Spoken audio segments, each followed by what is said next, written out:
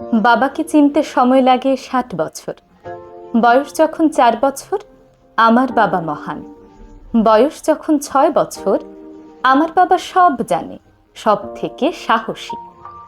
বয়স যখন ৮ বছর, আমার বাবা খুব ভালো মানুষ, কিন্তু একটু রাগী।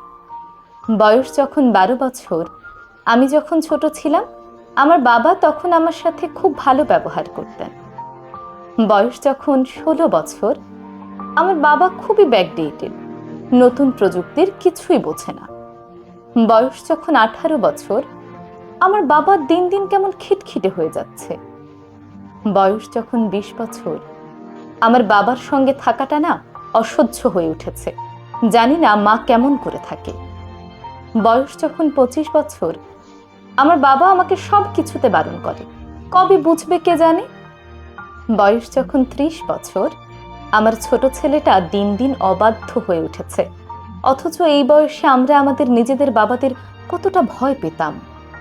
বয়স যখন ৪০ বছর, আমার বাবা আমাদের কত শাসনে মানুষ করেছেন, আর আজকালকার বাচ্চারা তো কারো কথাই শোনে না। বয়স যখন ৫০ বছর, আমি আশ্চর্য হই আমার বাবা আমাদের কত কষ্ট করে মানুষ করেছেন, অথচ আজকালকার দিনে একটি বাচ্চা মানুষ করতে গেলেই দম ফুরিয়ে যায়। বয়স যখন ৬০ বছর, আমার বাবা মহান।